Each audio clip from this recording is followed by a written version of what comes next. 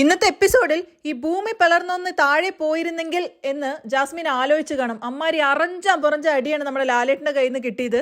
കുറെയൊക്കെ Jasmine defend ചെയ്ത് നിൽക്കാൻ നോക്കിയെങ്കിലും ലാലേട്ടൻ ഒരു വഴിക്ക് സമ്മതിച്ചില്ല. പോയിന്റ് ബൈ പോയിന്റ് പറഞ്ഞ് ജാസ്മിനെ ലോക്ക് ചെയ്യായിരുന്നു. അവസാനം ആ വീഡിയോ കൂടെ കണ്ടപ്പോഴത്തേക്കും കരയേണ്ട ഒരു അവസ്ഥയ്ക്ക് തന്നെ ജാസ്മിൻ എത്തി.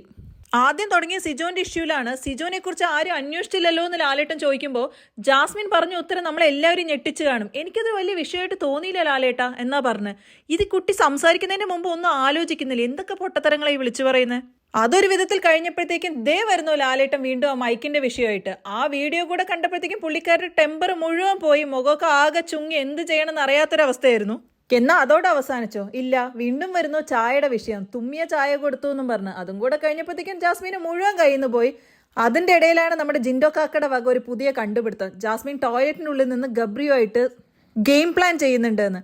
അതോടായപ്പോഴത്തേക്കും ജാസ്മിൻ അങ്ങോട്ട് പൊട്ടിപ്പോയി. ജാസ്മിൻ എക്സ്പ്ലെയിൻ ചെയ്യാൻ നോക്കുന്നുണ്ടെങ്കിലും ലാലേട്ടൻ ഒരു വിധത്തിന് സമ്മതിക്കുന്നുണ്ടായിരുന്നില്ല. ജാസ്മിൻ എന്താ ചെയ്യുന്നത്, നിങ്ങൾ ചെയ്യുന്നത് എല്ലാം എല്ലാവരും കണ്ടോണ്ടിരിക്കുകയാണെന്നും കൂടെ പറഞ്ഞപ്പോഴത്തേക്കും ശരിക്കും കിളിപോയ അവസ്ഥയിലായിരുന്നു ജാസ്മിൻ. അത് കഴിഞ്ഞിട്ട് അതൊന്ന് മാനിപ്പുലേറ്റ് ചെയ്യാൻ വേണ്ടിയിട്ടാണ് അവസാന തടവായ കരച്ചിലും കൊണ്ട് എപ്പിസോഡ് കഴിഞ്ഞപ്പോഴത്തേക്കും ജാസ്മിൻ എത്തിയത്. ഇതെല്ലാം പുറത്തെ ആളുകൾ എങ്ങനെ കാണുന്നുണ്ടാവുമെന്നും പറഞ്ഞ്. ഒട്ടും ഇമേജ് കോൺഷ്യസ് അല്ലാത്ത ജാസ്മിൻ ഇത് പറഞ്ഞ് കരയേണ്ട ഒരു ആവശ്യമില്ലല്ലോ. ഇനി ഇമേജ് കോൺഷ്യസ് ആണെങ്കിൽ ഈ കണ്ടതൊക്കെ അവിടെ കിടന്ന് കാട്ടിക്കൂട്ടുമില്ലല്ലോ. ജാസ്മിന് ഉത്തമ ബോധ്യമുണ്ട് പുറത്ത് നെഗറ്റീവ് ആണെന്ന്. കരയുമ്പോഴും പറയുന്നുണ്ട് അല്ലെങ്കിലേ പുറത്ത് നെഗറ്റീവ് ആണ് എന്നറിയാതെ വായിന്ന് വന്നിട്ട് പിന്നെ തിരുത്തുന്നുണ്ട്.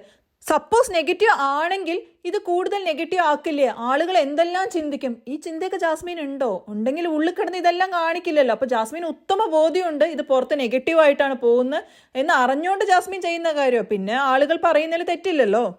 എന്തായാലും ഇന്നത്തെ എപ്പിസോഡിന്റെ സ്പെഷ്യൽ ജാസ്മിൻ ഫ്രൈ ആയിരുന്നു. അത് കലക്കി.